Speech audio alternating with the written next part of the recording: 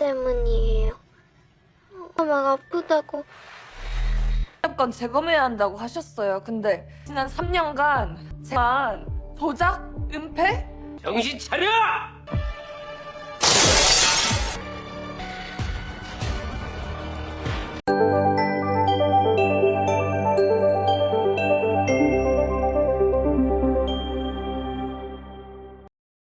Setelah kejadian penyerangan, Sehyun dan Jung Hyun segera dilarikan ke rumah sakit untuk mendapatkan pertolongan pertama. Kondisi paling parah dialami oleh Jung Hyun karena ia harus menjalani operasi akibat luka tusukan yang cukup dalam di tubuhnya. Rekan-rekan Jung Hyun segera datang menjenguknya, begitu pula dengan tim lain yang terlibat dalam kasus tersebut.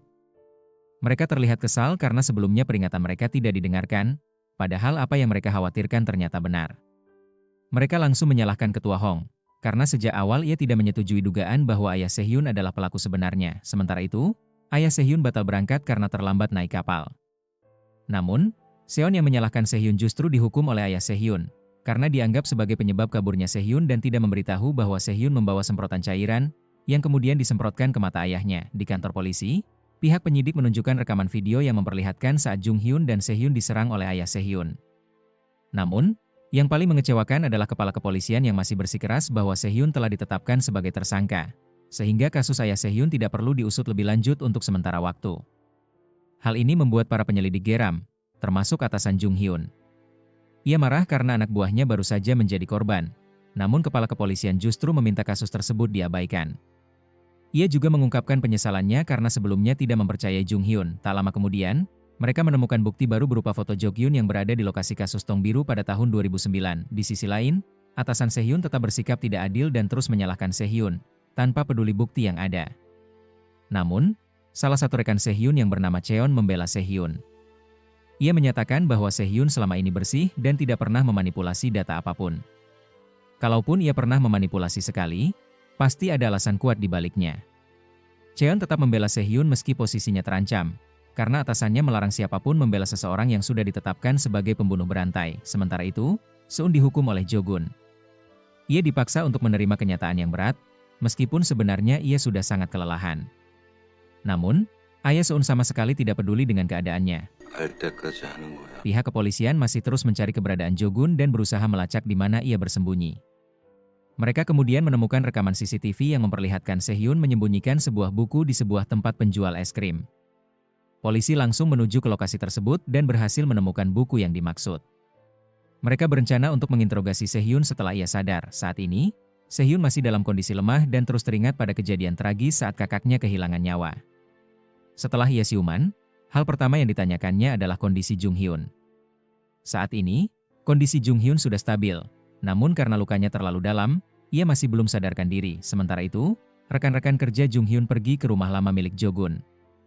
Saat mereka memeriksa rumah tersebut, terlihat bahwa tempat itu sudah tidak dihuni selama sekitar 10 tahun, dan mereka tidak menemukan petunjuk apapun.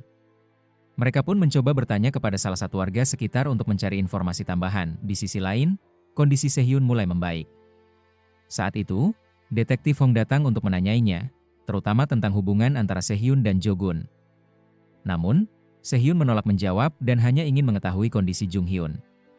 Ia berkata bahwa jika harus bercerita, ia hanya ingin melakukannya kepada Jung Hyun. Meski begitu, detektif Hong tetap memaksa Sehyun untuk berbicara, termasuk menanyakan tentang buku yang ditemukan.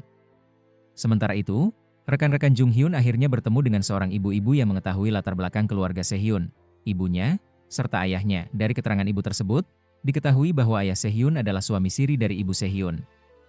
Sementara itu, ibu Sehyun juga memiliki suami sah bernama Go Do-sam, dan dari pernikahan itu lahirlah Unso. Jadi, Sehyun dan kakaknya adalah saudara tiri. Namun, suatu hari, ibu Sehyun dan Go Do-sam tiba-tiba menghilang dan meninggalkan Unso bersama Sehyun dan ayah tiri mereka. 네가 고두삼이라고 그러면서 Sementara itu, detektif Hong terus mendesak Sehyun untuk berbicara, termasuk menanyakan siapa sebenarnya Unso dan apakah Sehyun mengetahui tentang kasus Tong Biru. Meskipun terus didesak, Sehyun tetap diam. Namun, setelah berpikir panjang, ia akhirnya menyatakan kesediaannya untuk menceritakan semuanya, dengan satu syarat, diadakan konferensi pers. Ia menjelaskan bahwa jika ayahnya melihatnya di televisi, besar kemungkinan ayahnya akan terpancing untuk muncul. Sehyun pun menyatakan kesediaannya untuk dijadikan umpan. Tak lama kemudian, Jung Hyun sadar dari masa kritisnya. Ketika ia menonton televisi, ia melihat bahwa Sehyun sedang menggelar konferensi pers terkait kasus yang melibatkan ayahnya sendiri. Sehyun pun bersiap dan keluar dari kamarnya untuk menuju ruang konferensi pers. Setibanya di sana, sudah banyak wartawan yang berkumpul karena penasaran dengan apa yang akan disampaikan. Dalam konferensi tersebut, Sehyun memperkenalkan dirinya dan menyatakan bahwa ia adalah anak dari Yoon Jo-gun. Pernyataan itu mengejutkan semua orang.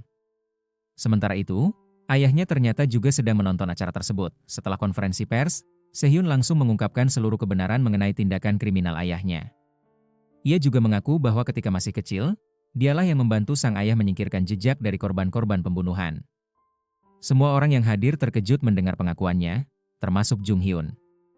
Dalam kesempatan itu, Sehyun juga menyampaikan permintaan maaf kepada keluarga para korban. Ia menambahkan bahwa ada seorang anak bernama Seun yang hingga kini masih disandra oleh ayahnya, dan ia memohon bantuan publik untuk segera menyelamatkan anak tersebut. Akibat pernyataan itu, ayah Sehyun menjadi marah besar kepada Seun. Kini, Seun mulai diliputi rasa takut dan gemetaran, karena ia sadar bahwa nyawanya bisa saja terancam kapan saja. Meskipun begitu, ia tetap berusaha bersikap tenang. Sementara itu, kondisi Jung Hyun mulai membaik, dan teman-temannya datang menjenguk.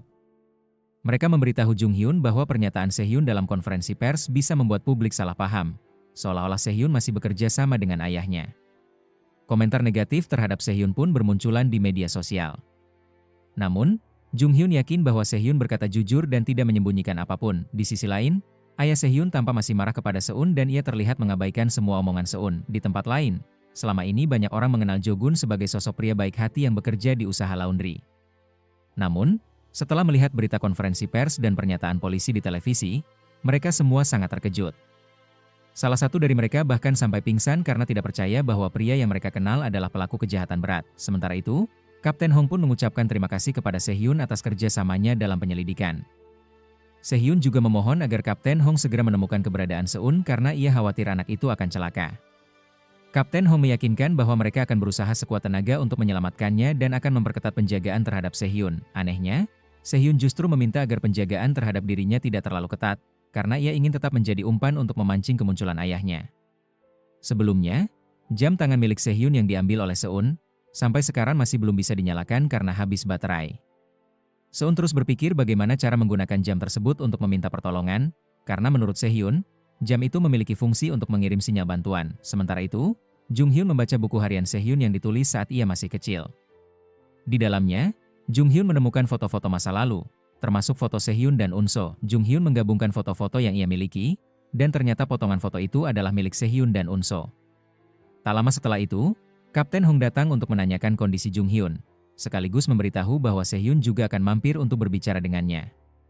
Setelah berbincang sebentar, Kapten Hong keluar dari kamar Jung Hyun. Tanpa sepengetahuannya, Kapten Hong diikuti oleh seseorang yang selama ini mereka cari, Jo-gun. Ia mengikuti Kapten Hong di dalam lift, berusaha mencari tahu lokasi kamar Sehyun. Alhasil, Jo-gun berhasil melacak keberadaan Sehyun. Sementara itu, di dalam kamar, Jung Hyun berkata kepada Sehyun bahwa ia akan segera pulih. Ia juga bertanya tentang jam tangan yang dulu diberikannya kepada Sehyun, mengapa tidak pernah dipakai. Sehyun menjelaskan bahwa jam itu telah ia diambil oleh Seun, dan menurutnya, Seun justru lebih membutuhkan bantuan dibandingkan dirinya. Ia juga menceritakan bahwa dulu dirinya sangat dekat dengan kakaknya, Unso. Kakaknya lah yang memperkenalkan arti pertemanan dan kebahagiaan sekolah. Namun, karena terlalu dekat, ayah mereka merasa terganggu.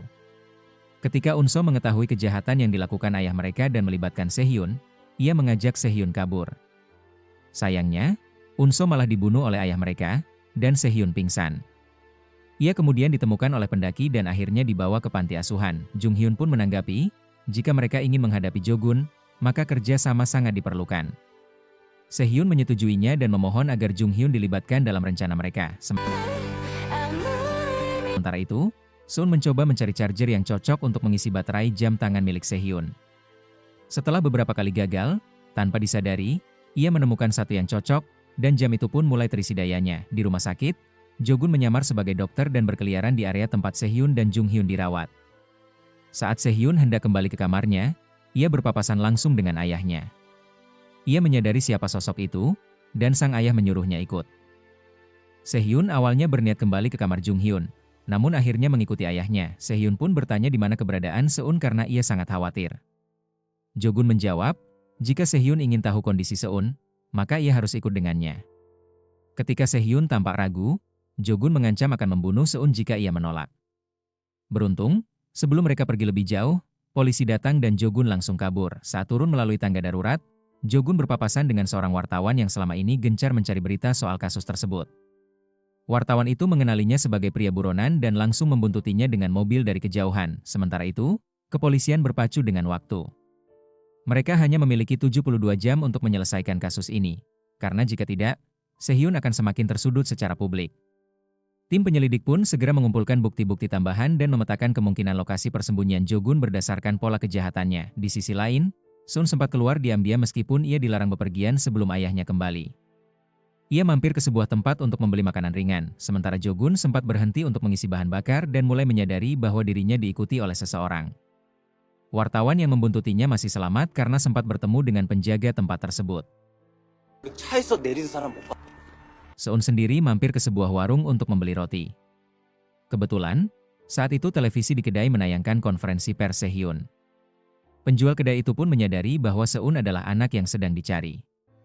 Seun langsung pergi terburu-buru karena takut. Ia sempat dilihat oleh wartawan yang kemudian mengikutinya diam-diam. Di rumah sakit, Sehyun teringat dengan kenangan masa kecilnya saat Unso mengetahui perbuatan ayah dan adik tirinya. Lalu mereka melarikan diri. Namun, entah kenapa, Sehyun tiba-tiba menghentikan langkahnya hanya karena dibujuk ayahnya yang berkata bahwa ia akan dimaafkan. Sayangnya, Sehyun mempercayainya begitu saja. Ketika itulah Unso tertangkap basah oleh ayahnya sendiri. Akibatnya ayah mereka tiba-tiba mendorong Unso hingga kepalanya terbentur batu. Akibatnya, Unso kehilangan nyawanya di tempat. Sementara itu, Seun menyadari bahwa dirinya sedang dibuntuti dan langsung panik. Ia berlari masuk ke dalam bangunan dan ketakutan, berpikir bahwa ayahnya akan mencelakainya.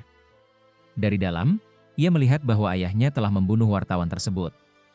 Ketakutan, Seun menutup telinganya, persis seperti yang dulu dilakukan Sehyun saat masih kecil. Ketika ia mengintip dari jendela, ayahnya hanya menatapnya dan dengan tenang meminta agar ia tidak memberitahu siapapun.